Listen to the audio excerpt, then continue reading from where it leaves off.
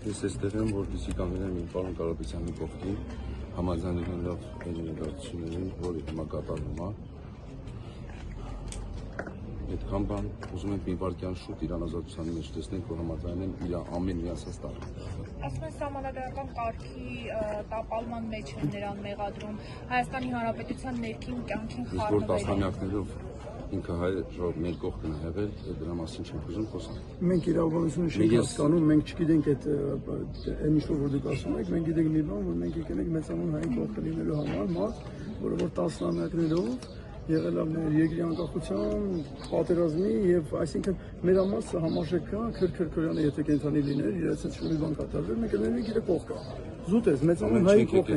Այսինքն մենք ոչ իրավաբան չենք, մենք ոչ բան, մենք զուտ եկել ենք մեր մեծանուն հայի կողքը լինելու այդքանը։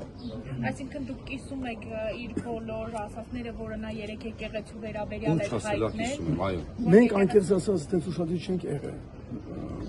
Մեր ուշադրությունը գրավել է այն փաստը, որ մեծանուն հայը այսօր դիտում է կարելի ասել անազատության մեջ։ Ու մենք գիտենք այդ աջակցությունը հայտնենք, թե մենք այդքան շատ չենք խորացել, ամեն ինչի մեջ ենք կարծացել, որովհետև ապահովականացված ենք, բայց քաղաքականության հետ ընդհանրապես կապ չունի, ռազմիկի ներկայությունը դա ժեստ է, նորից եմ ուզում կրկնել, մեծանուն հայի կողքին լինելը, դա մեր համար զուտ պարտականություն է։ Իսկ վերջին շրջանում եկեղեցու նկատմամբ իշխանության կողմից նման օրինակ դրսևորումները ինչպես եք գնահատում։ Ես կարծում եմ պարոն Կարապետյանի մոտեցումը, եթե ես նրա ասածի հետ համաձայնեմ, այդ ամեն ինչ ասում է։